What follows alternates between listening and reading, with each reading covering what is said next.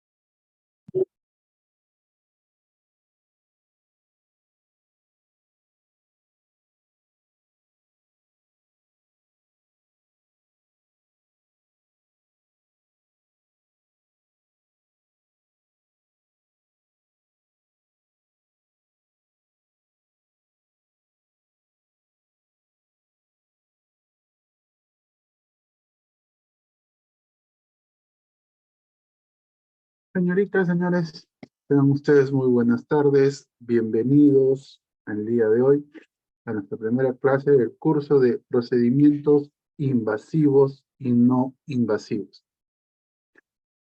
Bien, para empezar, les diré de que este curso está relacionado directamente con los procedimientos que se hacen, uno, con tal de conocer el estado del paciente y dos, salvar la vida del mismo. En esta oportunidad, en este curso, ustedes van a conocer los dos tipos, tanto los que sirven para determinar una enfermedad como los que sirven para salvar una vida. Entonces, eso es lo que vamos a hacer el día de hoy. Aparte, también recordarles que el día de mañana nos toca la primera práctica. Entonces, vamos a revisar unos momentos el tema de los materiales que vamos a utilizar antes, lógicamente, de empezar la clase. ¿Ve? Aquí está, mañana de 1 a 4:50. En el sílabus ustedes van a encontrar todo.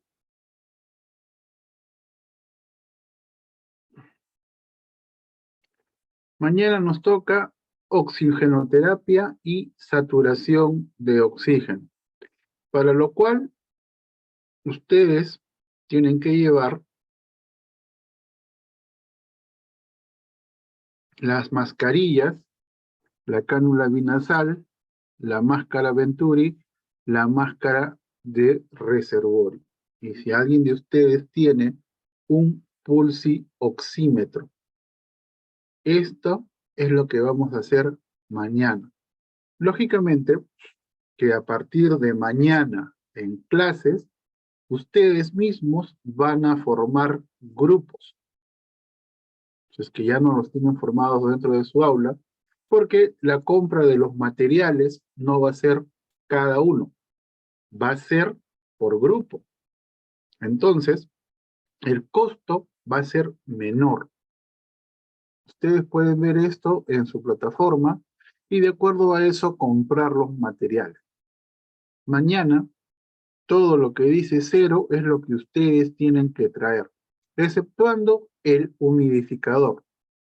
El humidificador no, porque el humidificador es un envase donde se coloca agua y en vano ustedes lo van a comprar.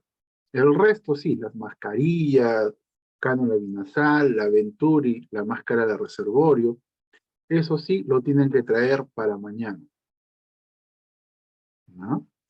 Entonces, esto ustedes lo van a encontrar en el sílabo. Ahora, aquí encuentro un nombre conocido, señorita Rubí, buenas tardes. Profesor, ¿qué tal? Buenas tardes. Nos volvimos a encontrar. Después de, Sí, así es. 2 meses ya aproximadamente. sí, 2 meses. Nos volvimos a En encontrar. otro turno. Llegó. ¿Y qué pasó? ¿Se cambió de salón? Sí, profesor, así es, por motivos de trabajo y familiares. Ah, bueno. De repente me tocará nuevamente con sus compañeros, quién sabe. Porque ustedes van a llevar este curso con todos. Quizás Bien, sí, sí. entonces, Bueno, me cambiaron de salón, lamentablemente. bueno, nos veremos mañana nuevamente nuestras caras. Un No gusto, hay ningún profesor. problema, igualmente. Bien, jóvenes, el día de hoy, y antes que me olvide, todas las clases, a ver, ya la señorita Caguacho sabe que yo subo todito antes de empezar el curso. Todo, inclusive foros, tareas, todo ya está subido. Miren, todas las clases de acuerdo a los horarios. Es más, si usted entra aquí, va a encontrar las clases del 8 al 11. ¿Por qué? En el mes pasado eran solo 8 clases, eran 11 clases y solo había 2 prácticas. Ahora están dando más prácticas, por lo que las clases del 8 al 11 las haremos en práctica. No vamos a demorar mucho y de ahí en el resto haremos la práctica.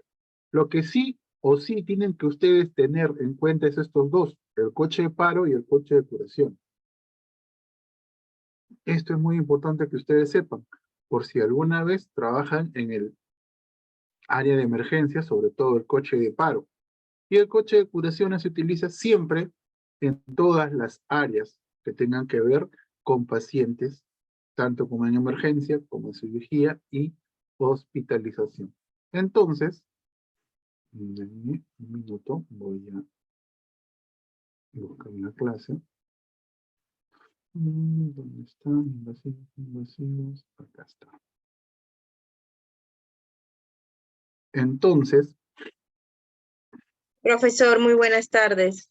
Mucho bueno, gusto en conocerlo. Una consultita, una acotación, bien, creo yo, o una interrogación. Usted bien. dice que para mañana son esos materiales, pero no sé cómo haríamos porque, bueno, yo tengo que salir casi 10 de la mañana para llegar al instituto, a las clases, las prácticas, y no sé a qué hora podría comprar, Al porque frente venden, al frente venden. todo venden al frente. Sí, más bien Allá, porque mañana por van a acá, por estar ejemplo, donde todos. uno vive, en las farmacias no venden esos materiales, entonces esa Al era mi frente interrogación. hay una señora que vende Sí, materiales. sí, Muy sí, posible conozco. que tenga. Ya, Sí, ahí ya, van a comprar si lo todo. venden, Ojo, solo lo de la práctica de mañana. Lo ya. otro, poniéndose de acuerdo, ustedes lo van a comprar en grupo. Ya, mi forma de trabajar es así, es en grupo, no es por individualidades. Porque mínimo por práctica van a gastar entre 20 a 30 soles. Y muy posible, si lo compran todo en grupo, les va a salir esa misma cantidad. Pero en grupo le va a salir un promedio de 3 o 2 soles quizás por cada uno. Lo que yo busco es que ustedes aprendan y tampoco no les voy a exigir que traiga cada uno, porque no van a hacer práctica con una persona. Vamos a hacerlo con nosotros, con ustedes sí, pero no va a haber de repente el ingreso, porque eso lo vamos a practicar con los muñecos que hay en el ambiente. ¿Bien? Entonces, comencemos el día de hoy nuestra primera clase. Y antes que me olvide, me estoy olvidando. Ustedes, supongo, tienen un grupo de WhatsApp donde están todos ustedes, ¿cierto? ¿O no? En mi caso ¿Tienen no, delegada? profesor. Prácticamente soy nueva en esta aula. Ya, no se preocupe, hoy día mañana los van a conocer todos los que no se conocen. ¿Ustedes tienen delegada o delegado? Sí, Sí, profesor, nosotros buenas ya tardes. tenemos. Ya, entonces, mañana, porque hoy día de repente no lo pueden hacer, ya debe estar el grupo para comunicarnos por ahí, ¿no? Cualquier duda, queja, cualquier situación que suceda, por interno.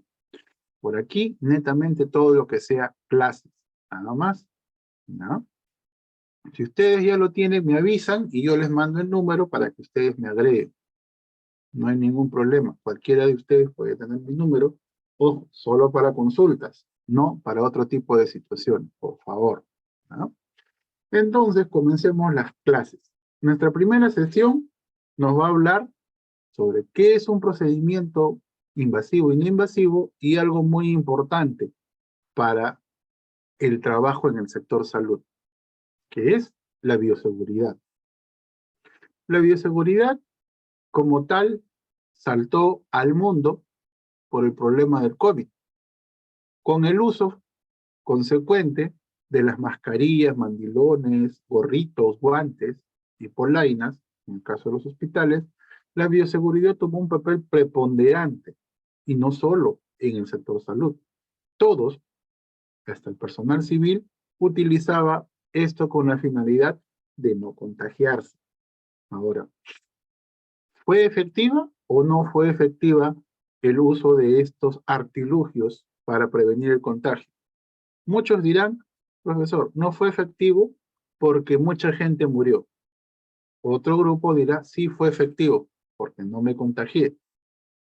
Las razones están divididas, pero les soy sincero, el uso de los equipos de protección personal que forman parte de la bioseguridad disminuye en un 90% el contagio de enfermedades. El otro 10% corresponde a nosotros. El equipo de protección personal no lo va a hacer todo. Siempre nosotros, como seres humanos, como seres pensantes, como personal de salud, vamos a poner nuestra parte. Y siempre va a ser así. Ustedes tienen que poner de su parte.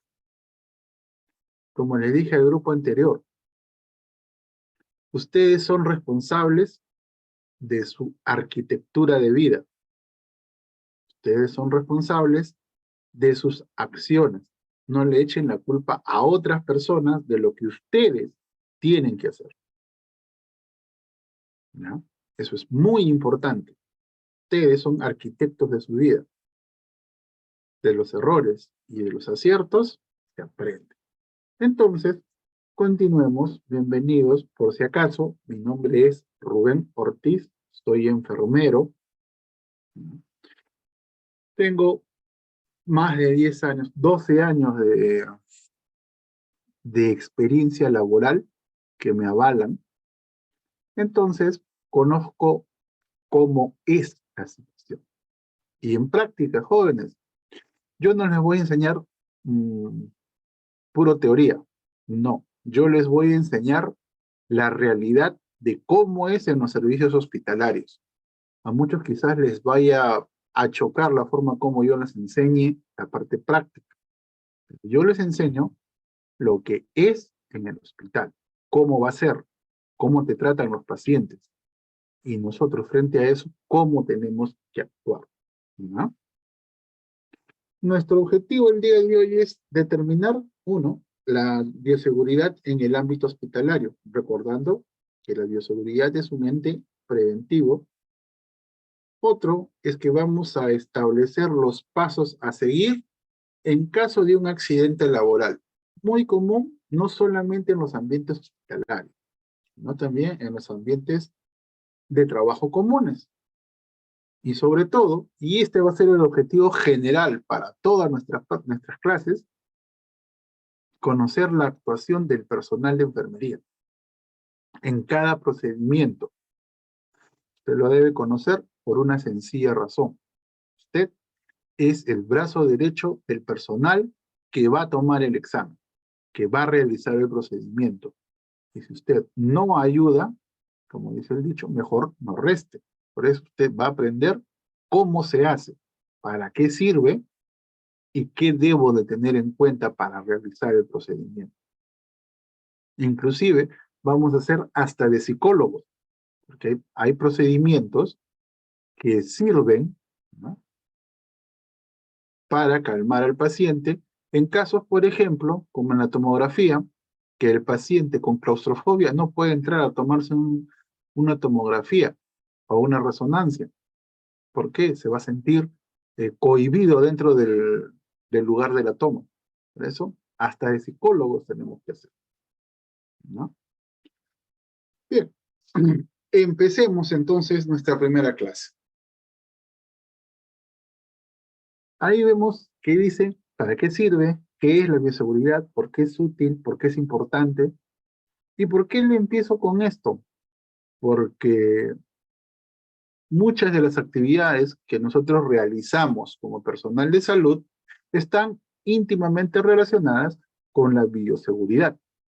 Como ven en la foto, están en una cirugía, pero ustedes observan, ellos tienen mandilones, ropa estéril, material estéril. ¿Por qué? Porque quieren evitar un factor muy importante en cualquier proceso de salud de enfermedad, que es la contaminación cruzada. ¿Para qué sirve la bioseguridad? En primer lugar, la bioseguridad en cualquier área es importante porque permite evitar la contaminación cruzada. En primer lugar, al evitar la contaminación cruzada, evitamos que el personal de salud se contagie, que el paciente se contagie. Por último, la familia se contagie. 2, sirve también para manipular adecuadamente los desechos y residuos sólidos. El nombre común de estos desechos y residuos sólidos, la gerencia de esto se llama segregación. ¿Qué quiere decir esto? De repente ustedes ya han ido al instituto a hacer prácticas y han visto que hay tachos de basura con 3 bolsas de colores, rojo, negro y amarillo. Y muchas veces por desconocimiento botamos nuestros residuos en la bolsa roja o en el tacho con bolsa roja, porque es el que está más cerca a nosotros. Pero no debe ser así. La bolsa negra es para todo residuo común. Bolsas de galleta, botella, todo lo que sea que no haya tocado al paciente o a la persona, bolsa negra. La bolsa roja, acuérdense, rojo es sangre, todo lo que contenga sangre, fluidos y haya entrado en el paciente. Y la bolsa amarilla, netamente para residuos químicos, residuos de medicamentos, bolsas de tóner, tintas y todo lo que no esté clasificado en las 2 primeras. Entonces, a partir de ahora que ya saben que la segregación ayuda a evitar la contaminación cruzada, ustedes van a botar sus residuos y desechos sólidos de acuerdo a eso. Pero, ¿qué es la bioseguridad?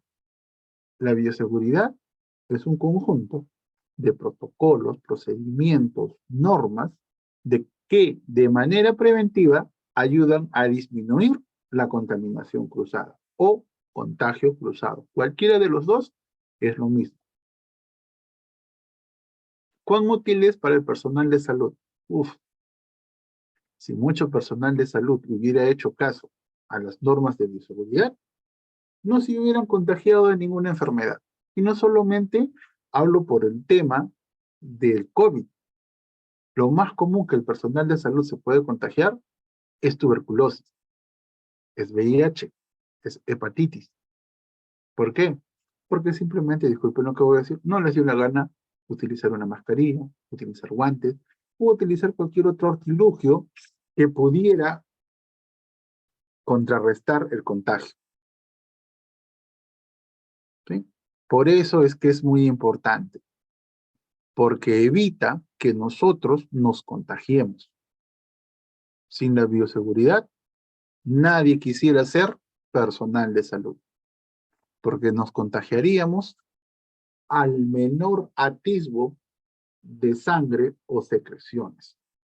Como les decía, la bioseguridad es un conjunto de normas, procedimientos, protocolos, equipamiento que evitan la contaminación de cualquier agente biológico al personal de salud.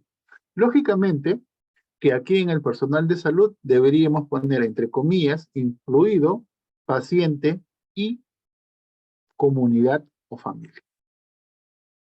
Entonces, la bioseguridad es mucho más que esto, más que normas, más que procedimientos, es más, pero lo comprendimos en ese sitio, no conjunto de procedimientos, normas, protocolos. ¿Por qué? Porque es más entendible.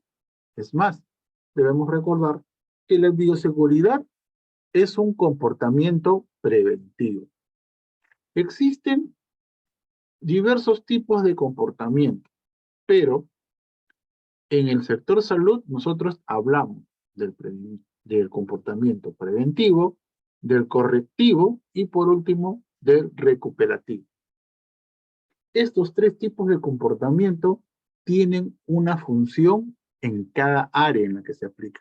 En lo que es bioseguridad, el comportamiento preventivo, entre comillas, significa no lo hagas, evítate, porque previene antes de que ocurra el suceso. El correctivo no, Disculpe, ya la fregaste, ya la regaste, hay que arreglar. No es lo mismo. Por eso que la bioseguridad es un ente preventivo. Voy a evitar que suceda. Antes que te cortes, te digo, no uses ese bisturí, te puedes cortar. Estoy previniendo. Pero si tú eres terco y te cortas, yo tengo que hacer un comportamiento ya correctivo. Pero si te cortaste el dedo y se fue toda esta primera parte, voy a hacer un comportamiento recuperativo. ¿Ven? Cómo van cambiando los procesos de acuerdo a la actividad que nosotros realizamos. Por eso es necesario que ustedes entiendan que la bioseguridad, más que conjunto de normas, protocolos y procedimientos, es un comportamiento preventivo, porque va a prevenir que ustedes se contagien. Ahora, la pregunta es sencilla. ¿Por qué tanta bioseguridad? La primera respuesta que se esboza frente a esta pregunta es la pandemia. Y no hablo por esta pandemia que a todos nos ha golpeado. Hablo desde la primera pandemia que ocurrió en el mundo, conocida, ojo, que es la famosa peste negra en Europa. No llegó a Latinoamérica, o como dicen ahora en el internet, LATAM, no llegó a LATAM, porque nosotros somos Latinoamérica, porque todavía no se descubría América. Cristóbal Colón todavía no había nacido. Entonces, es por eso de que la bioseguridad ayuda a que las pandemias no se esparzan. Profesor, pero la pandemia solo fue en Europa. Debería ser una endemia o una epidemia, ¿cierto? Pero recuerden algo, cuando se dio la peste negra, solo existía Europa, África y la región de Rusia y China. Europa y América no había sido descubierta. Habían ideas, atisbos, pero no había nada en concreto. Por lo que en ese entonces el mundo estaba solo enmarcado en esos 4 lugares. Y así han venido una serie de pandemias que han hecho que nosotros mejoremos las condiciones de bioseguridad para evitar contagiarnos. Otro punto a tener en cuenta es la eliminación de los residuos biocontaminados. Aquí podemos mencionar algo muy importante. Hasta hace algunos años, en los años 90, 80, 90, era común escuchar en las noticias: reciclador encontró brazo, reciclador encontró bolsa conteniendo jeringas y agujas. O como una vez dijeron, descuartizador deja a sus víctimas en relleno sanitario. ¿Qué habían encontrado? Una pierna. Otro, médicos aborteros eliminan fetos en basural. Que usted escucha esto y se le pone la piel de gallina. Y con los últimos sucesos ocurridos en estos últimos años, uno dice que sí. Pero ¿qué resulta? Que antiguamente la ley de residuos sólidos no indicaba cómo tenía que hacerse la disposición final de los residuos biocontaminados, incluido los residuos patológicos y los residuos con ente, como dicen los españoles. Es decir, a mí me amputaban un brazo y simplemente lo botaban a la basura. Así de sencillo. ¿Y dónde lo botaban? Cuando venía, ¿qué dice el profesor? Lo que sale en la lista como número lo que nos da el instituto. Sí, todo aquello que dice 1 es lo que nos va a dar el instituto. No se preocupen, eso no lo van a traer. No van a traer un balón de oxígeno, chicos. Las chicas estaban diciendo que van a comprar un balón, profesor. No, ustedes solo traigan, Es carísimo. dice 0. Profe, Nada más. mandó una imagen de lo que está hablando, profe, porque algunas compañeras hemos entrado recién porque el link no nos dejaba ingresar, profesor. Ya, no se preocupen, al terminar la clase les vuelvo a pasar todo esto para que ustedes vean. Eso está también en la plataforma, chicas, ¿no? Donde dice sílabus, ahí está en la parte final, ¿no? no se preocupen. Entonces, sucedía eso, que el hospital, y disculpen, puedo decir, les llegaba y todo lo botaban como si fuera un residuo común. Es por eso que cuando el reciclador buscaba, encontraba pedazos de intestino, piernas, brazos, fetos. Inclusive se llegó a una leyenda urbana. Ustedes saben qué es una leyenda urbana, ¿no? Es aquello que dicen que sucede en cierto tiempo. Una leyenda urbana, por ejemplo, es La Llorona. Todo el mundo dice, sí, apareció La Llorona. Uno dice, yo la he visto por allá. Otro, esa es una leyenda urbana. Se cree que que existe, pero nadie lo ve. Entonces, ¿qué decía la leyenda urbana? Decía que los médicos vendían las placentas a las señoras del mercado central para hacer chanfainita. Yo recuerdo que escuchaba eso en el noticiero. Venden placentas para hacer chanfainita. Pero lo cual, recontra falso. No se podía vender. Entonces, como ocurría toda esta parafernalia, todas estas noticias, el Estado sacó una norma técnica. La ley, primero sacó la ley y después sacó la norma técnica. La ley de residuos sólidos. Y en esa ley ya se decía, vas a usar la bolsa roja para tal cosa, la amarilla para tal y la negra para tal. Y el cerebro se llama segregación. Yo segrego. Traducido, yo separo. Lo que va en la bolsa negra, la roja y en la amarilla. De esta manera, nosotros ya sabemos que todo lo que esté en la bolsa roja está contaminado. Y tengo que tener mucho cuidado al trabajar con él. Y estos residuos biocontaminados y la mala limpieza de los ambientes hospitalarios trae a colación el último punto. ¿Y cuál es el último punto? Las IAS, también llamadas infecciones intrahospitalarias. De repente, alguno de sus familiares estuvo internado en el hospital, fue por una celulitis o por algo muy sencillo y salió enfermo de otra cosa. Eso fue una IA, una infección intrahospitalaria. ¿Qué quiere decir? Son microorganismos patógenos que se encuentran ahí en el servicio hospitalario a la espera de contaminar a alguien. Y para mala suerte fue su familiar, se contaminó. Normalmente en los establecimientos de salud, la enfermedad o la IA más común es la bronconeumonía del anciano o neumonía hipostática. ¿Por qué? El anciano, ¿qué hace cuando está internado? Echadito, todo el día, ¿cierto? Todo el día está echadito. Entonces, como no se mueve, empieza a crear secreción. Y la única forma de eliminar esta secreción es caminando. Entonces, hipostática, hipo significa poco, estato, movimiento. Una neumonía producida por poco movimiento. Y es así como el paciente se enferma. Por eso, cuando ustedes tengan a su cargo pacientes en adultos mayores, movilícenlos de un lado a otro, pongan en otra posición, semi-Fowler, SIMS, para que el paciente movilice y elimine secreciones. Aquí, otra cosa también, son las infecciones de herida operatoria, porque no se limpia adecuadamente la herida, o se usan materiales que no son estériles.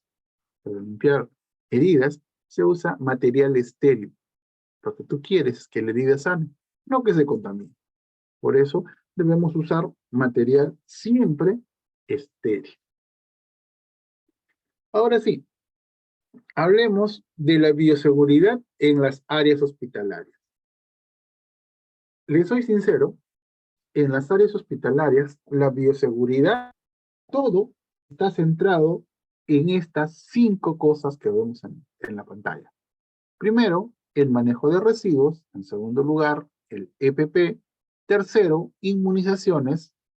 Cuarto, el uso adecuado de la ropa del personal. Y la última, muy importante, esta debería ser el primero, manipulación de fluidos y muestras.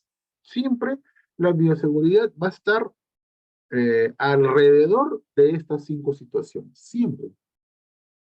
El manejo de residuos ya le expliqué, tiene que ser de acuerdo al color de bolsa, pero los residuos punzocortantes tienen su propio lugar de eliminación.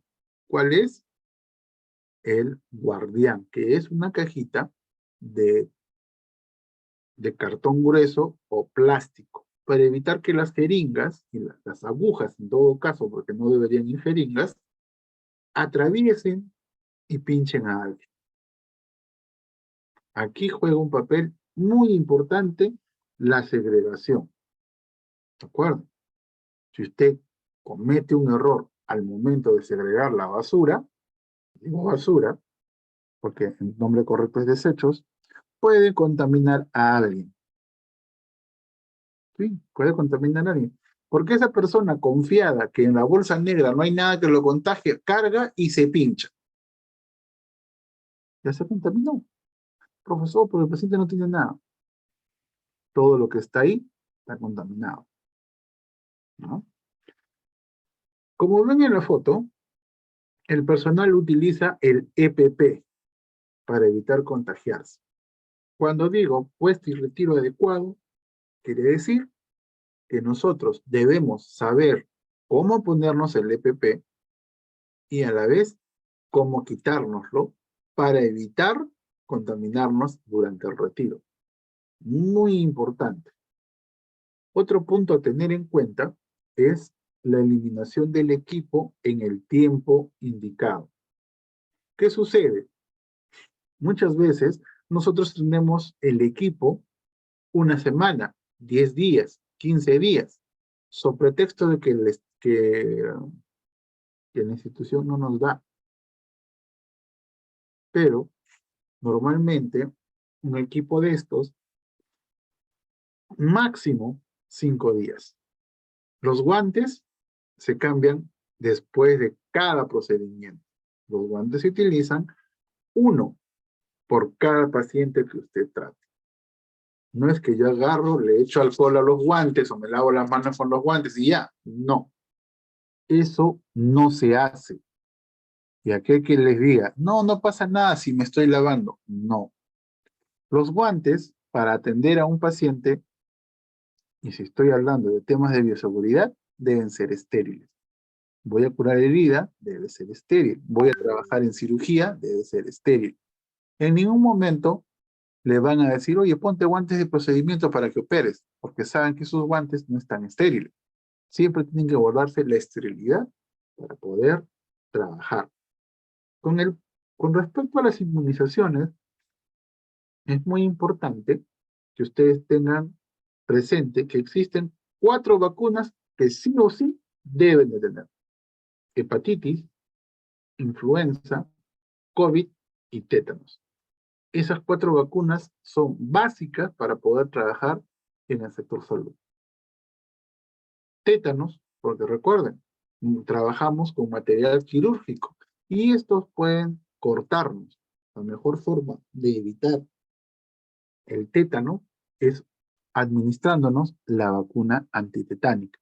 El COVID, porque ya se hizo una enfermedad endémica en nuestra región, siempre va a haber COVID, pero ya no como lo vivimos hace 2 años, ¿no? Y la hepatitis y la influenza estacionaria se deben colocar siempre. Entonces, estos son los pilares en los cuales se basa la bioseguridad en las diversas áreas hospitalarias. La ropa del personal debe usarse adecuadamente, jóvenes.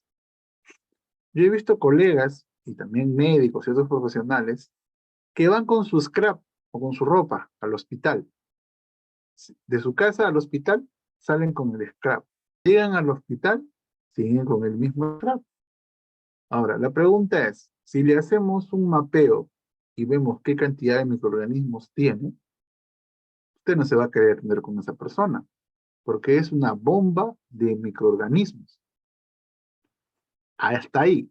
Ahora, todos los microorganismos que obtiene trabajando en el hospital, ya no va a ser una bomba, va a ser una superbomba. Y peor aún, salen con esa misma ropa, se van a la pollería, se van al Chifa, se van al Totus, a Saga, donde quieran, y contaminan a todo el mundo.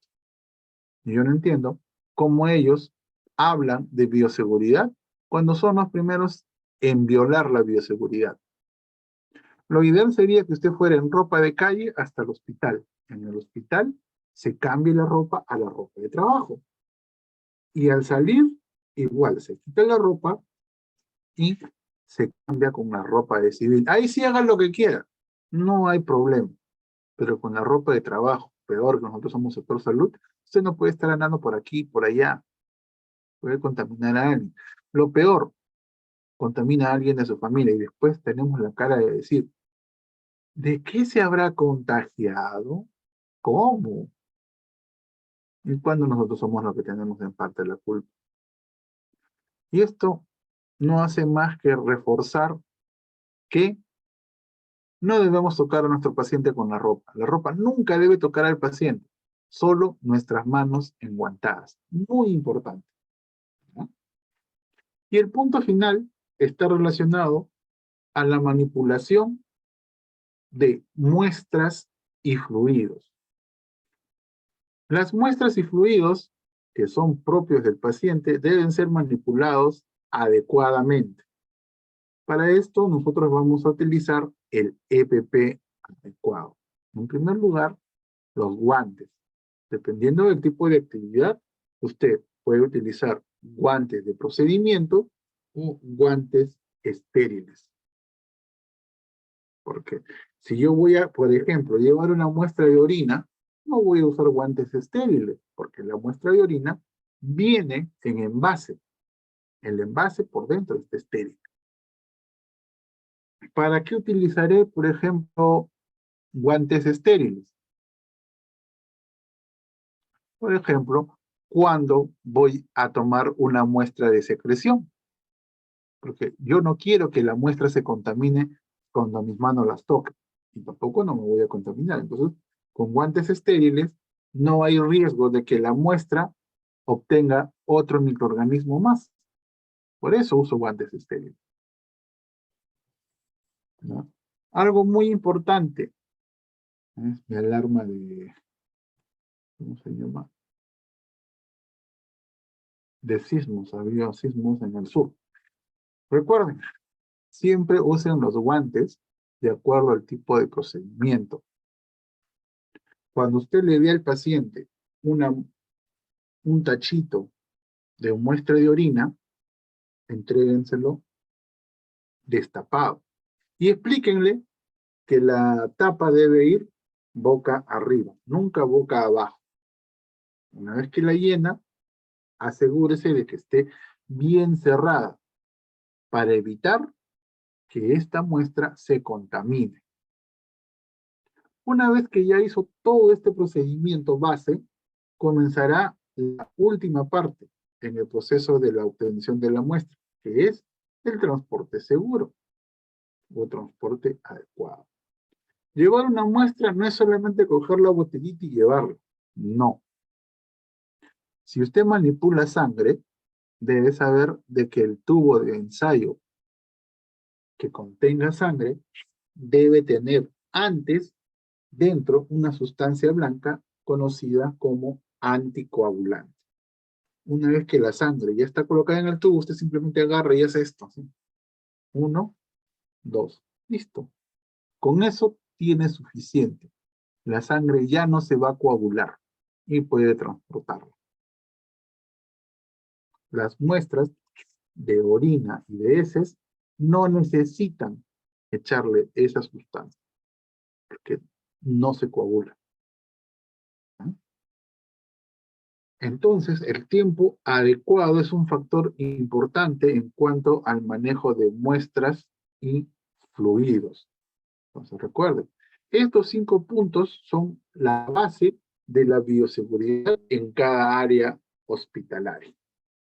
Ahora, todo esto nos conlleva a algo muy importante. El riesgo o agentes de riesgo. El riesgo es nada más ni nada menos que todo aquello que nos causa daño. Ese es un riesgo. Existen los riesgos biológicos, los químicos, los físicos, los mecánicos y los ergonómicos. En el sector salud, lo que más nos puede dañar son los biológicos, los químicos y los ergonómicos. Biológico, lógicamente, trabajamos con microorganismos patógenos. Los químicos, porque también trabajamos con sustancias químicas, por ejemplo, el yodo, el cloro, trabajamos con alcohol y algunos de estos son inflamables. Y el ergonómico, ¿qué quiere decir? La postura corporal que nosotros tenemos frente a la actividad que realizamos. Entonces, todo esto forma agentes de riesgo o riesgo. ¿Y el riesgo qué es? Todo lo que me va a hacer daño. Entonces, eso es lo primero que siempre debemos tener en cuenta. Bien, ya llegando al fin de la primera hora, tenemos que hablar también de los principios de bioseguridad. ¿Qué cosa es un principio? Punto donde parte o nace una cosa, según una RAE. En cuanto a los principios de bioseguridad, estos principios nos van a favorecer, porque es otra forma de cuidarnos y de proteger. Si hablamos del primer principio, que es la universalidad, y que significa todo lo que me rodea está contaminado, entonces, con esta premisa podré decir, ¿el paciente que llega está contaminado? Sí. Así de sencillo. Por lo que me debo proteger. Pero señorita, mi paciente lo han destripado, como dicen las personas comunes y corrientes. La palabra correcta es una evisceración. Y está con los intestinos en la mano. Muy bien, lo voy a atender, espérese. ¿Qué hace usted? Se cambia. Usted no va a atender sin guantes. Recuerden, la evisceración origina salida de sangre. Entonces usted no va a tener la mano desnuda. Será para que usted se contamine. ¿Y qué hizo al ponerse los guantes? Utilizó el segundo principio. Usos de barrera o métodos de barrera. La universalidad es todo lo que me rodea está contaminado. Por lo tanto, utilizaré un método de barrera para evitar contagiarme. Ese es el segundo principio. Y finalmente, todo lo que utilicé, ¿qué hago? Lo elimino, lo boto a la basura. Pero, ¿por qué el pero? Recuerden, la eliminación de todos los residuos obtenidos de la atención tienen que ser segregados. Bolsa amarilla, bolsa roja y bolsa negra. Entonces, esto es muy importante para evitar contaminarnos. La universalidad, el uso de barreras y la eliminación de los residuos o material biocontaminado. A esto le podemos sumar las precauciones estándar, que son procesos básicos e inherentes a la bioseguridad. Ahí tenemos, por ejemplo, el lavado de manos y el calzado de guantes. Estos dos siempre van a estar ligados a cualquier procedimiento, ¿no? Porque voy a hacer una cirugía, me voy a lavar las manos, ¿no? Usted lo hace siempre. Y sabe que a través de las manos nosotros podemos llevarnos los microorganismos a nuestro cuerpo. Así es. Es que hay que tener mucho esto presente. Y ya para dar fin a esta primera hora, hablemos del manejo de los accidentes laborales. Pero creo que ya son 2:50. Sí, ya van a ser 2:50. Bien, jóvenes. Entonces, nos vamos a ir al receso, ¿no? 10 minutos, y retornamos a las 3 de la tarde para continuar con nuestras clases. Les recuerdo que los materiales a llevar para la práctica de mañana están donde dice sílabus. Ahí lo pueden encontrar. Recuerden, es todo lo que dice 0 lo que usted va a traer. Para mañana solo traerá lo de la práctica 1. Ya cuando formen sus grupos, van a traer el resto porque lo van a comprar en grupo. ¿Listo? Volvemos.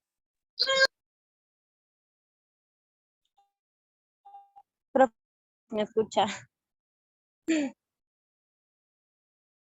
Ay, creo ya se fue. Ha dado receso, compañero.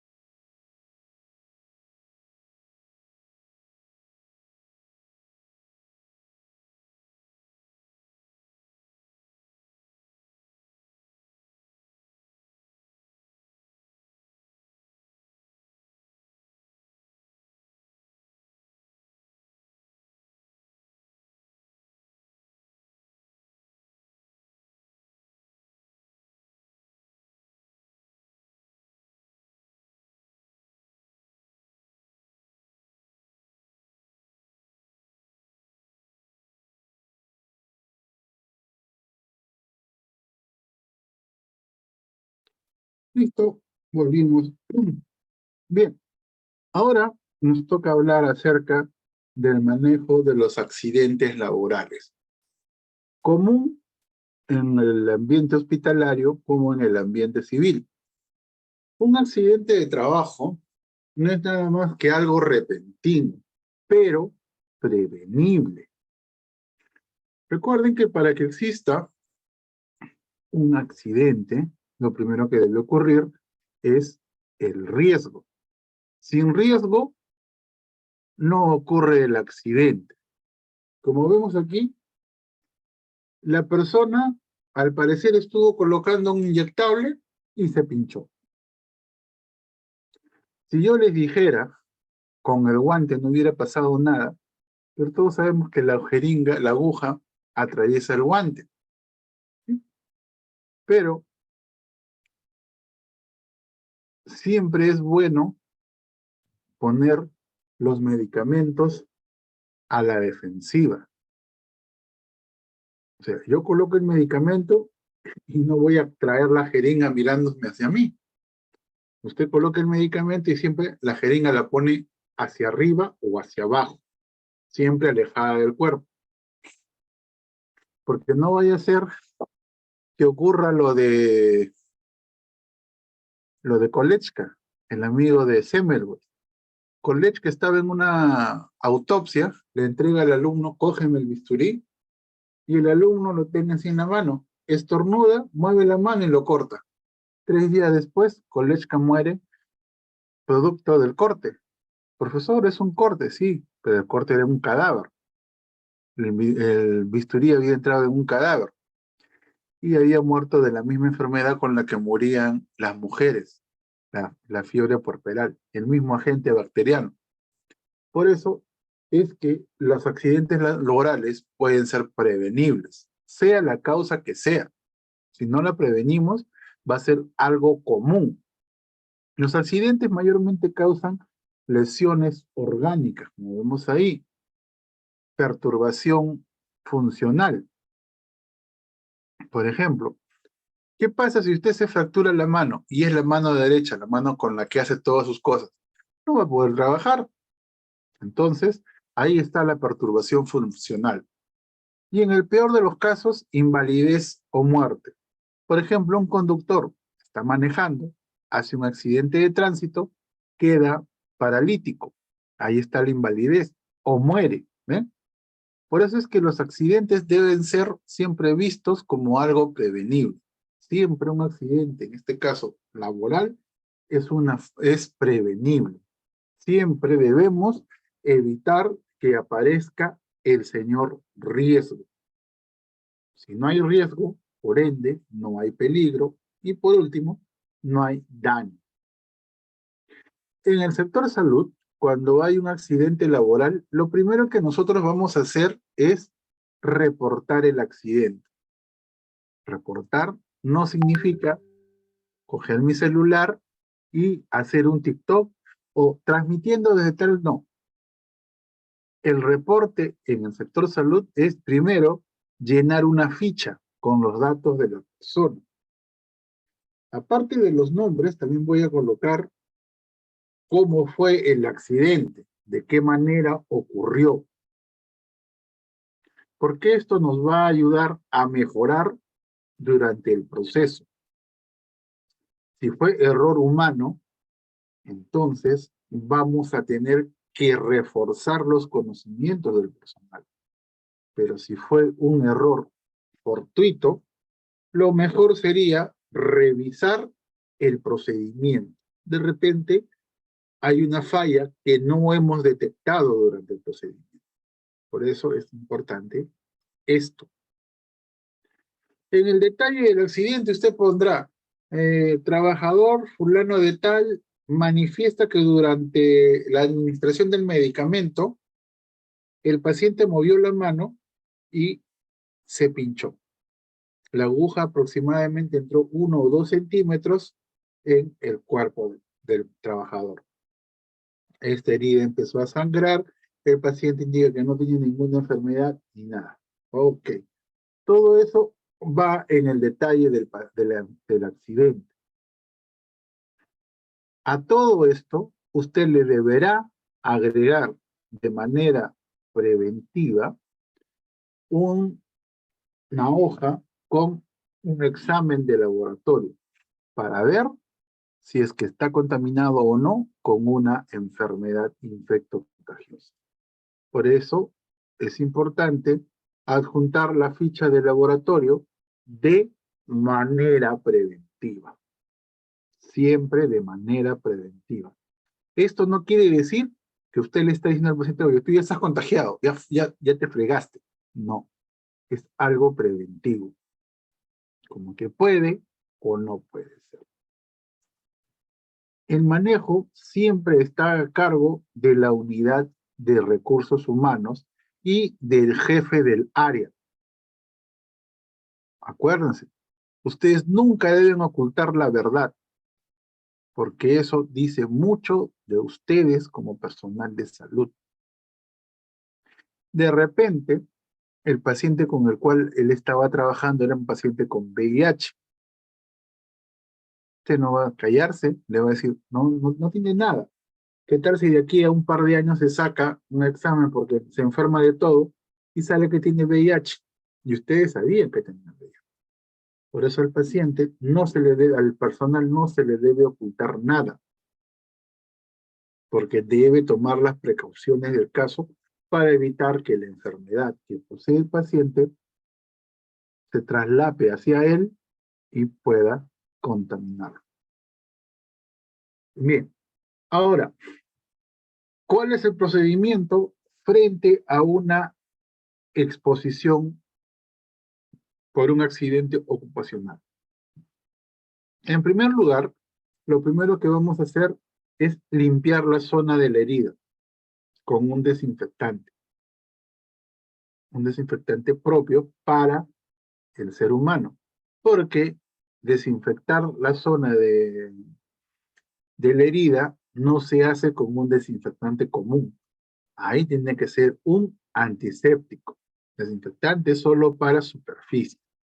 Luego de esto, se procederá al lavado de manos con un jabón especial, un jabón mayormente los que se usan en sala de operación. Una vez que hizo todo este procedimiento, usted comunica al ente jerárquico superior, en pocas palabras, su jefe. Y de ser necesario, inicia el tratamiento vía oral. Esta es una forma de evitar que la persona que se ha contaminado haga los síntomas más extensos de la enfermedad. Entonces, si este paciente se contaminó con una enfermedad altamente contagiosa, lo que yo haré es aislarlo. El aislamiento no es más que un conjunto de procedimientos que favorece la separación del paciente que tiene la enfermedad y que ésta puede ser muy contagiosa. Entonces, ¿para qué lo aíslo? Uno, para que la enfermedad quede ahí y ya no se siga propagando. Y la otra es que voy a evitar la aparición de los brotes epidémicos. Un brote a partir de 5 a 10 personas contaminadas y de ahí va subiendo. Epidemia, pandemia, endemia, pero la endemia es un caso en una región muy diferente, ¿no? Durante el aislamiento, nosotros debemos tener en cuenta que queremos aislar el foco infeccioso, para lo cual nuestro paciente no debe recibir ninguna visita. ¿Que me voy a poner mandilón, mascarilla? No, señor. En aislamiento al paciente no se le visita, porque el riesgo de contaminación es muy alto. Entonces, esto significa que usted va a tener que usar EPP al momento de entrar a darle su tratamiento, al momento de evaluar, ¿ya? Es muy importante. Y finalmente, lo que usted hará es actuar frente a la vía de transmisión. Por ejemplo, si es por gotitas de flush o saliva, ¿qué hará? Me pongo mi mascarilla y un protector facial, guantes. Listo. Si es por sangre, debo evitar los pinchazos. ¿No?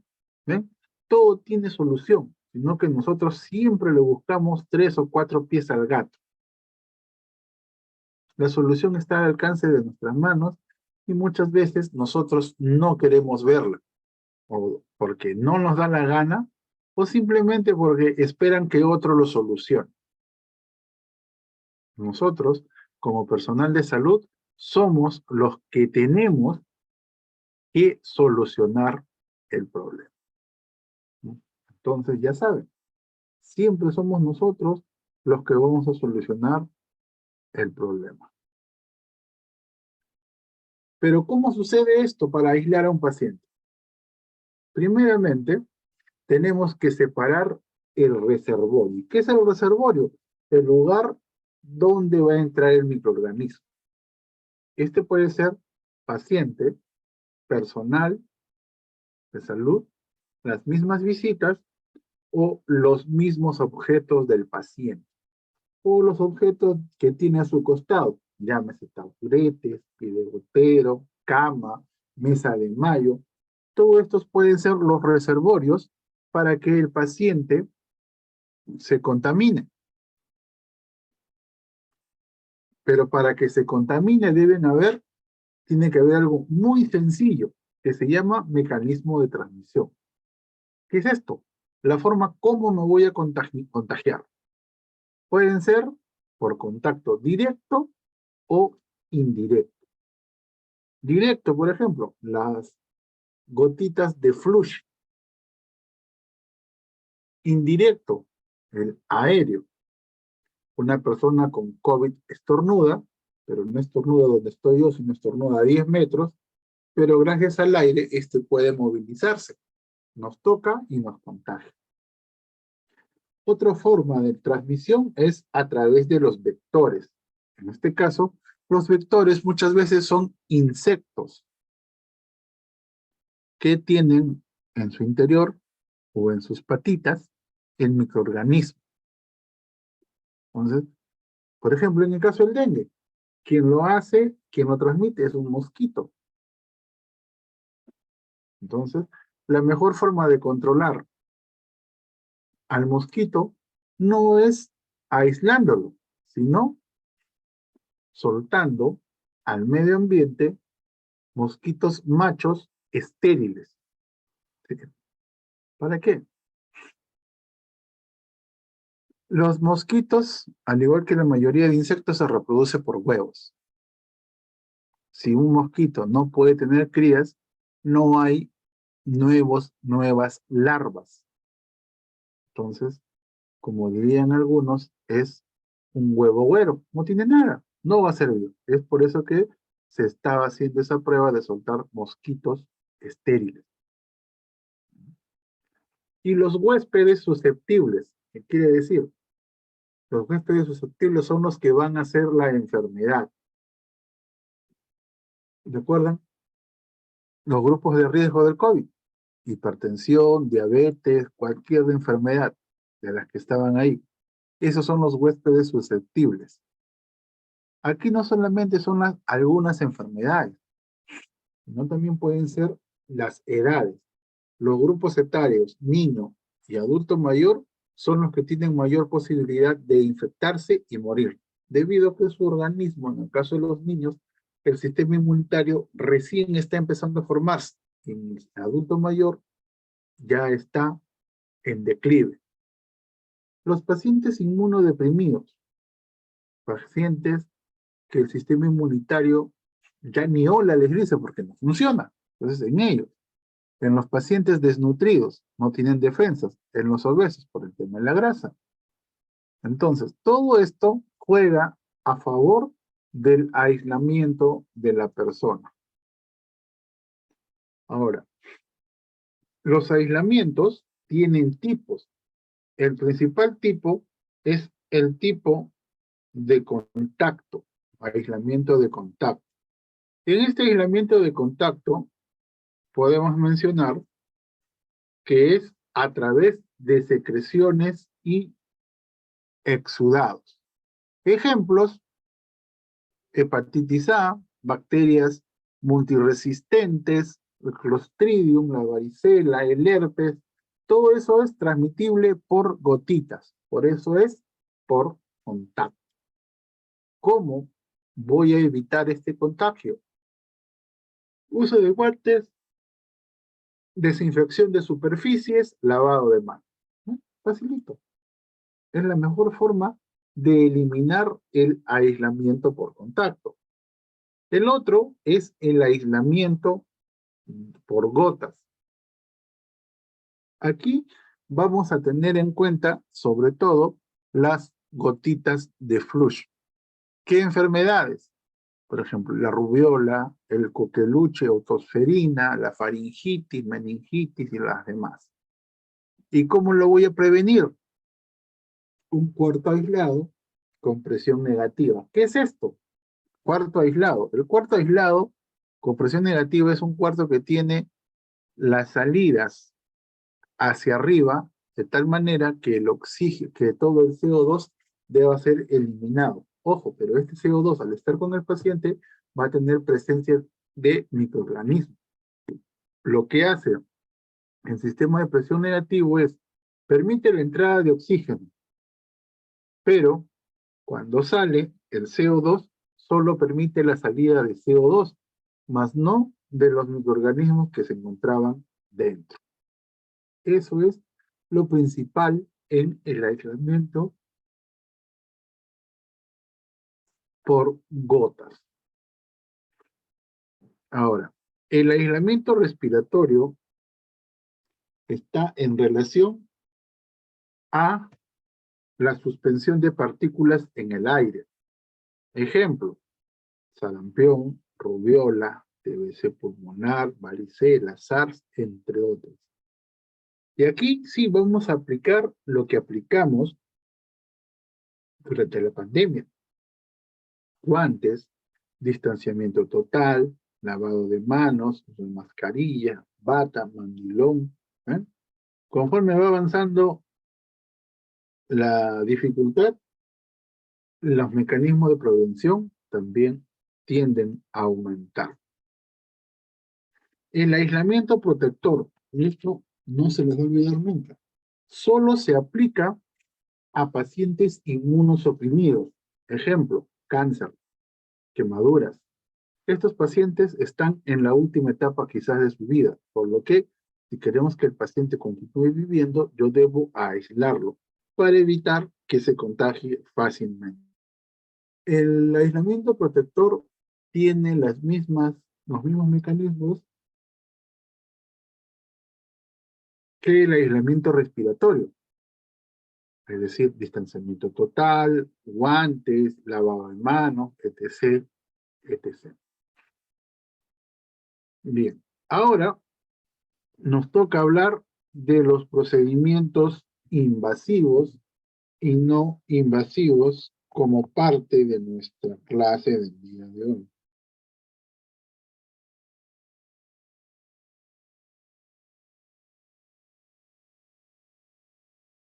En este caso, lo dividiremos, como lo hemos visto, con procedimientos invasivos y no invasivos.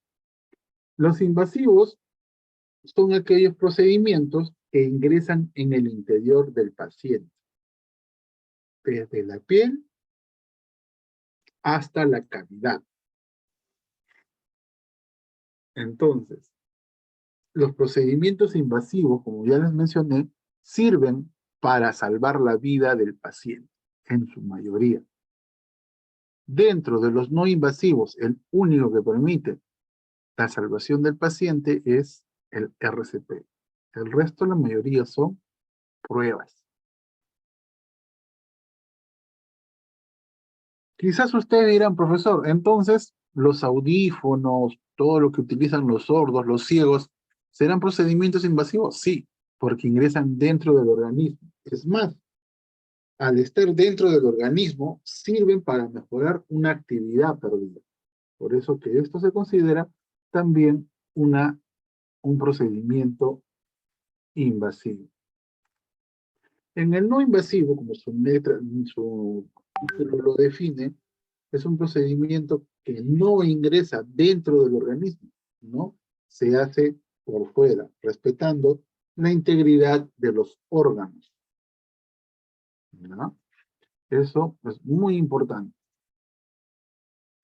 La mayoría de ellos son de medio diagnóstico, no son invasivos. Ejemplo, ecografía, radiografía, rayos X, resonancia magnética, tomografía, entre los no invasivos. Ahora nos toca hablar de la ecografía. La ecografía tiene como finalidad evaluar todo tejido blando. Es potencialmente seguro, no invasivo, y utiliza las radiaciones como fuente de efecto biológico. ¿Y cómo funciona? Imagínense ustedes un radar. El radar lo que hace es emitir una onda de radio, y esta, al chocar donde supuestamente creemos está, vamos a decir, un barco, la ecografía, el radar nos va a devolver una imagen. Nos va a decir, este es un barco. La ecografía es similar. Pero, ¿qué sucede? Nos va a permitir visualizar, a diferencia del radar, el órgano. Este nos va a permitir visualizar el órgano en mención. En el caso del útero, si el útero está grávido, se verá un espacio, se verá todo, ¿no?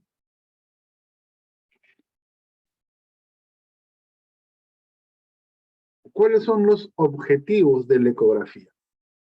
Primero, podemos decir que nos va a ayudar a encontrar dispositivos que se pudieron haber perdido durante el proceso de palpación, para ver si está bien implantado o no. Entonces, para eso sirve. Evaluar una masa de abdomen o pelvis, o dicho de otra manera, evaluar abdomen y pelvis. También nos puede ayudar a determinar las posibles causas de un sangrado normal. Y finalmente, nos va a brindar el seguimiento a tratamientos médicos y evolución. Muy importante, porque nos va a permitir conocer en tiempo real cómo está respondiendo el medicamento en el paciente. Esta es de una gran ayuda para el personal de salud. Aquí vemos los tipos de radiografía. La Doppler nos permite ver el flujo sanguíneo. La ecocardiografía nos permite ver estructuras vasculares, llámese ventrículos, aurícula, venas, todo eso nos permite ver. El ecocardiograma nos permite ver ciertas enfermedades del corazón y de las válvulas. Y la ecografía abdominal, igual, para detectar anomalías minúsculas que puedan estar dañando la zona donde se realiza el proceso. Y aquí la más usada, la ecografía obstétrica. Nos permite conocer el estado y el bienestar del futuro ser. La ecografía de escroto y por último la ecografía de la tiroides.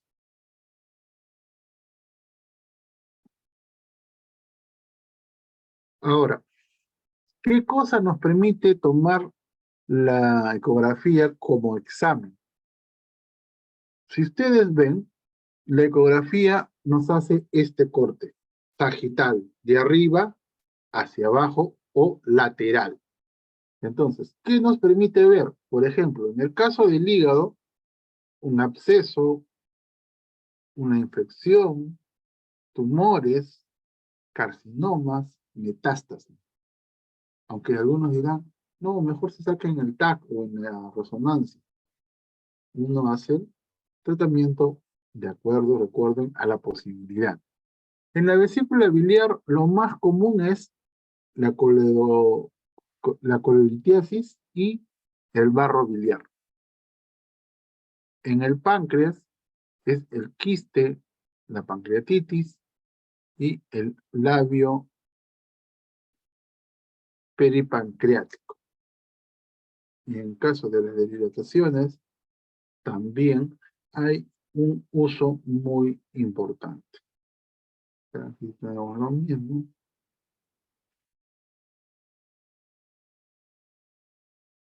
¿Cuántos tipos de ecografía, ya no de acuerdo al lugar donde se toma, se conocen?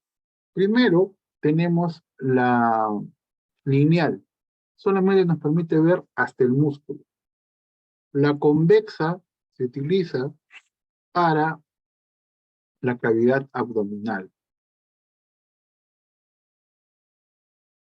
Luego tenemos la sectorial o tectoría.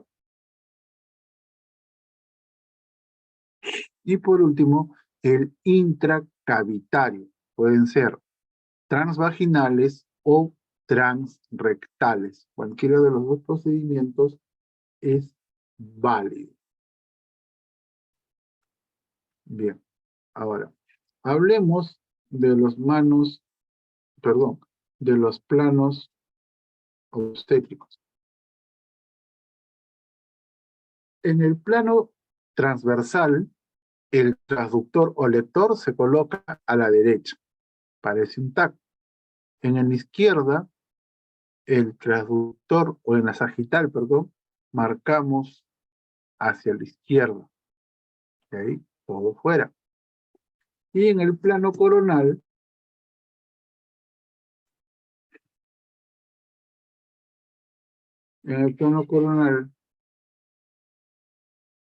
coloca el transductor en orientación al lugar donde estábamos antes.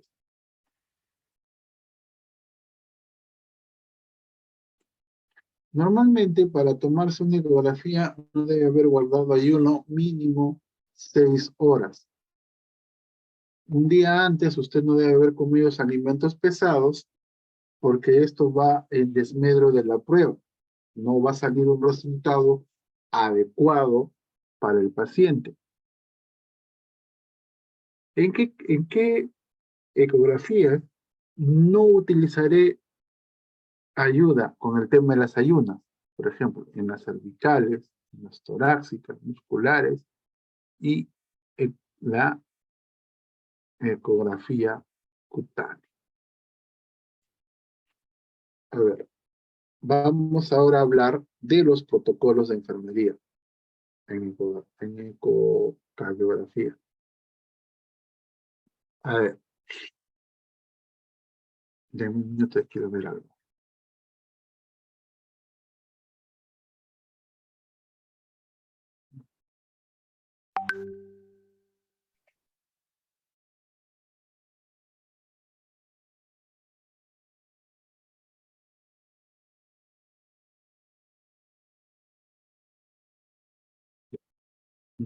No hay para crear salas chicas. Entonces, antes del procedimiento, lo primero que vamos a hacer es ir al estar de médicos y recoger la lista o control de programación. ¿Qué quiere decir? Usted va a recoger la lista de todos los que van a ingresar el día de hoy a hacerse el procedimiento. Limpiar el ambiente, porque recuerden, donde está el paciente, ustedes son netamente responsables. Limpieza de salas y ecógrafos. Si hay que reponer material que se ha usado, se repone y se preparan las historias clínicas. De igual manera, se prepara las autorizaciones si el médico lo necesitara, ¿no? Pedir también recetarios de anatomía patológica para repartir a los lugares donde se hacen las pruebas. ¿ah? Y por último, preparar el material para la punción biopsia. Eso es antes. Muy importante es que eduquen al paciente para que el paciente sepa qué es lo que tiene que hacer y no entre sin conocimiento. Durante el conocimiento, usted lo primero que va a hacer es brindarle comodidad y confort. Muy importante, mantenga limpio mantenga la intimidad del paciente, porque a nadie le gusta que usted esté desnuda y pasen todos y todas la vean, ¿no? Siempre cuide la intimidad del paciente, algo que muchas veces no es posible. ¿Por qué? Porque eso de mantener la intimidad del paciente es un tema muy delicado. Les comento.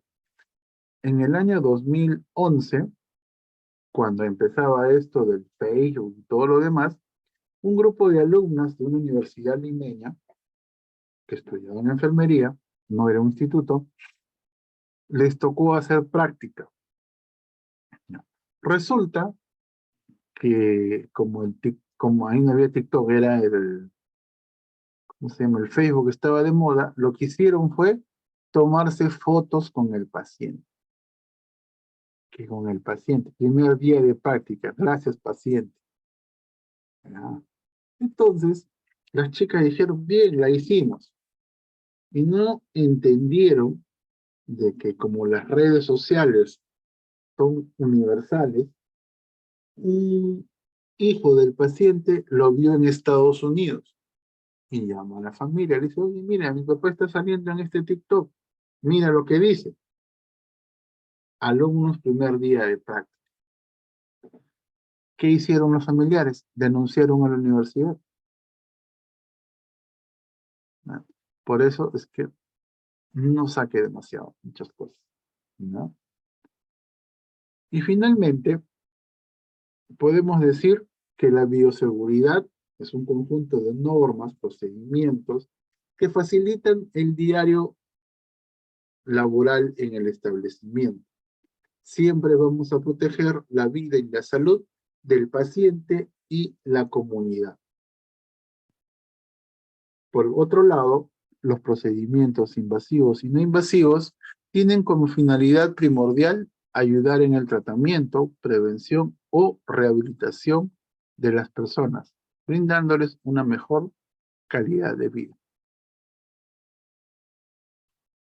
La ecografía es un procedimiento no invasivo que se caracteriza en el uso de las ondas ultrasónicas para generar imágenes.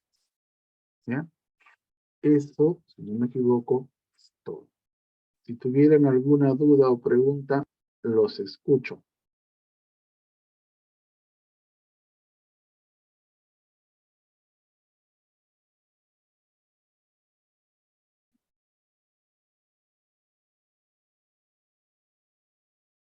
¿Ninguna pregunta, chicos? ¿Todo está ok?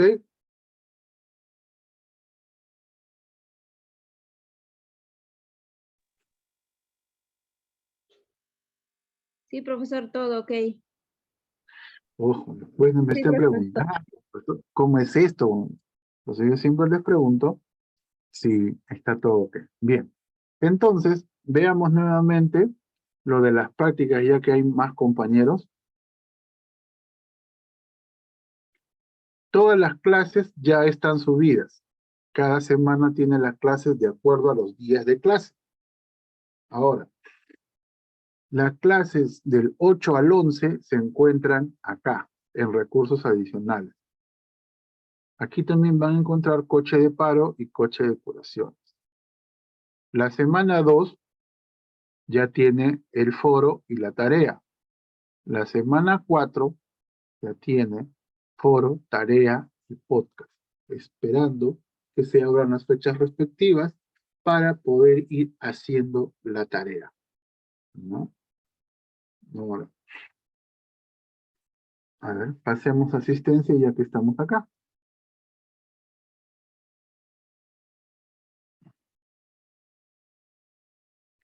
Alvarado Enríquez.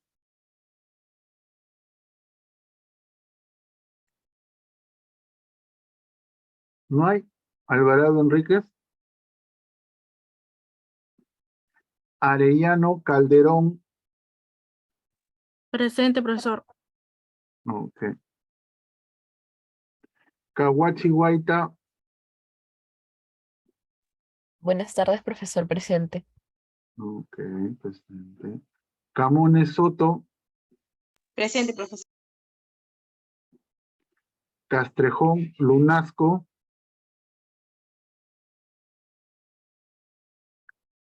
Castrejón. Colque Ignacio. Colque Ignacio.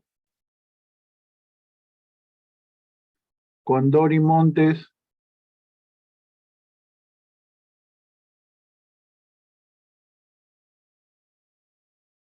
Colque. Listo. No se preocupe, ya le puse la asistencia, señorita Colque. Condorí Montes. No hay. Contreras García. Presente.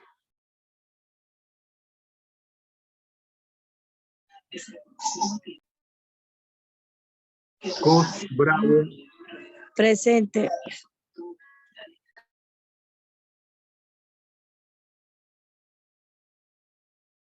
Espinosa López.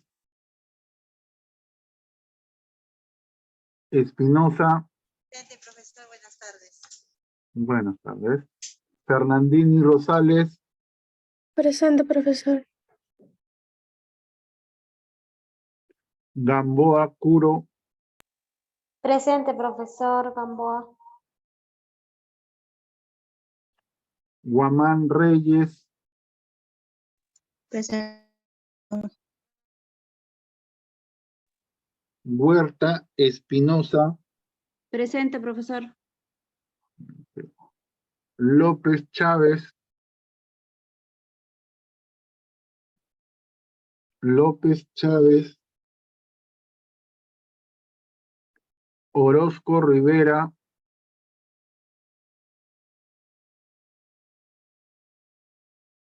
Peña Monzón. Presente. Ok. Pizarro Callao. Presente. Quispe Bendezú.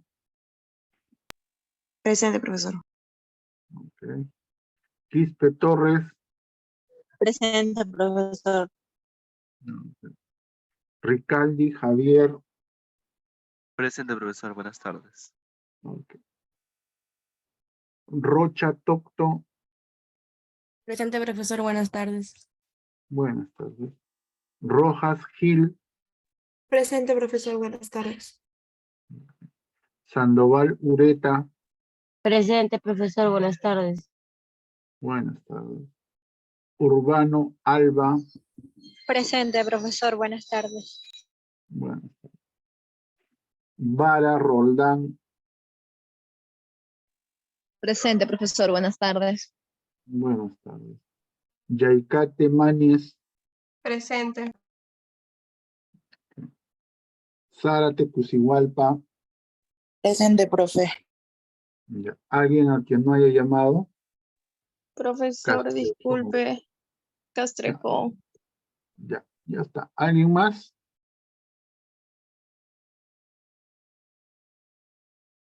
¿No hay más? Ok. Bien. A ver. Retrocedo acá. Mañana, dígame, señorita Gamboa. Profesor, yo entré un poco muy tarde. Entré muy, digo, tarde. No he escuchado sobre las prácticas. Ya. Eh, Mañana nos toca práctica. Las Ya. personas que no vamos a poder asistir y vamos a presentar nuestra justificación, ¿de qué manera nos va a evaluar, profesor? A ver, justo y a eso. Si usted presentó su justificación, ¿ya? La institución me hace llegar un documento. mientras no llegue, yo no la puedo evaluar con práctica. Normalmente debe llegar la otra semana, a veces demora 10 días. ¿Ya? Mientras no llegue, usted está faltando a la práctica. Porque usted me puede decir, sí, profesor, yo tramité, pero la institución no me manda nada. La institución me manda un documento en el que indica, fulano de tal son las personas que bueno, 5 personas van a tener este problema. Ya, muy bien, van a justificar las prácticas. Ahora, la nota de los que hacen este proceso sale de la tarea, del foro y del podcast. De allí sale su nota de práctica. ¿Ah? Esa es la forma como se les evalúa. Y no quiero que digan que el profesor me jala porque no fui a práctica. No. Si usted no presenta su foro, no presenta su podcast, yo no le puedo poner una nota que no es. Porque de ahí es donde se evalúa. Y ya tengo tiempo haciendo eso. ¿No? Entonces, que si usted no presenta, no puedo hacer nada. Así que simplemente presente sus trabajos, bien hechos, no me ponga cualquier cosa. ¿No? El hecho de que usted diga, yo presenté mi solicitud y con esto yo ya pasé, no. Se hacen bien las cosas, no se hacen a medio. Señorita Yadicate, dígame. Profesor, una pregunta. ¿Dónde dice mascarilla simple es la que usamos en el COVID o es otro? Sí, la simple. Cualquier mascarilla, pero mascarilla, Ok. según sí. Bueno, ya. Mascarilla, ¿en qué pide mascarilla? Solamente puras mascarillas simples. No, es ahí le pide Venturi, mascarilla facial. Esas son las mascarillas para respiración, ¿ah? Las que van en la boca. No una Ah, ok, mascarilla entera, ok. ¿ya? Usted va a pedir una mascarilla, una cánula binasal o bigotera. Mascarilla Venturi y la mascarilla con bolsa reservorio. Son 3 mascarillas. Pero en vez de que esté comprando mascarilla simple, cómprese ya la mascarilla de nebulización. Es lo mismo. ¿Ya? Porque eso lo van a usar para la otra semana. ¿Ya? Profesor, Entonces, así tal cual podemos pedir mascarilla de nebulización. sí, tal como está. Y le va a venir con un frasquito en la parte inferior. ¿No? Con eso bien. Ahora, entonces, ¿cuántos de ustedes han pedido la dispensa a las prácticas? Por lo que he visto son un montón los que han faltado. Pero ¿cuántos son los que han pedido dispensa a las prácticas? Hasta ahora solo he visto a una. Ya sabe, señorita Rojas, haga su trabajo. ¿Ya? Mientras yo no tenga el documento autorizándome, yo lo sigo considerando en asistencia.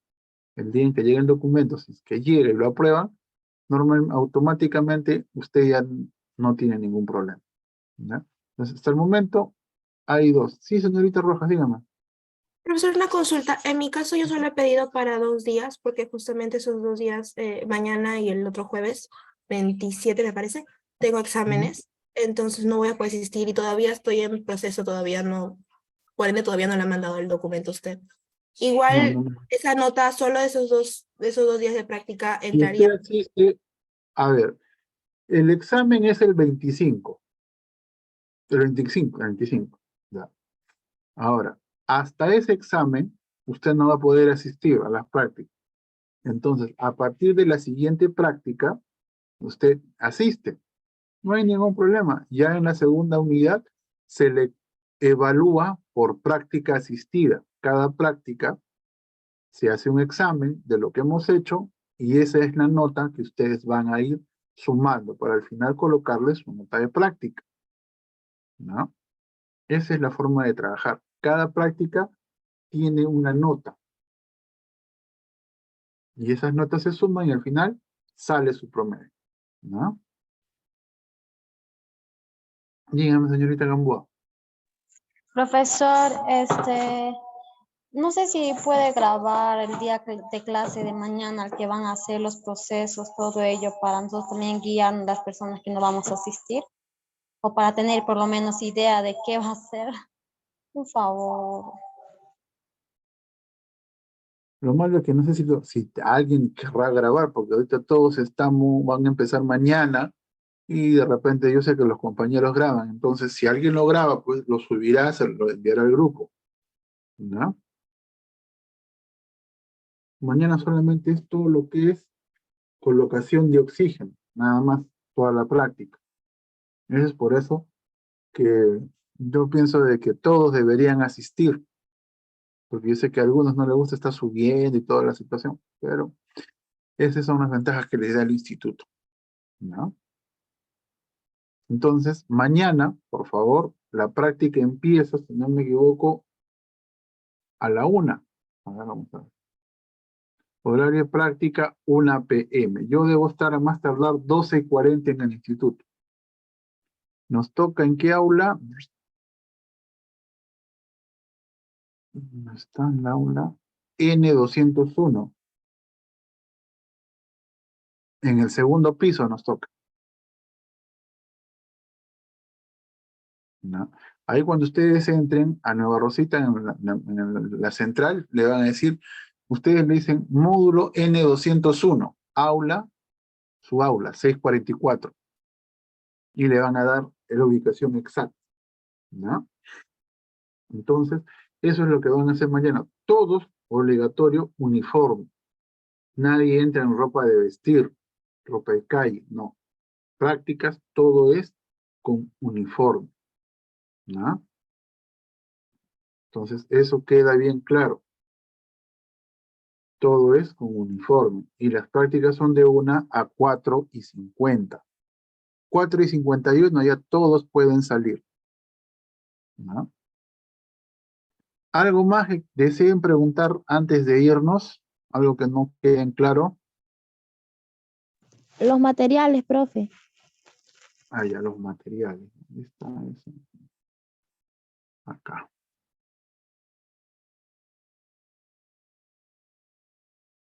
Ya. Para esta práctica ustedes van a traer el humidificador. Esto no lo traigan. Mascarilla simple, que es la mascarilla que tiene esta forma. No la mascarilla del COVID. Te le digo, deme una mascarilla de oxígeno y le van a dar la mascarilla. Una cánula es un tubito que va acá, que tiene dos dientecitos que ingresan acá. Luego, la máscara Venturi es hacia atrás y la de bolsa tiene una bolsita acá abajo. ¿Ya? Si alguno de ustedes tiene pulsioxímetro, en buena hora, lo puede traer para aprender a hacer la práctica. ¿No? Solo el balón no lo trae y el humidificador.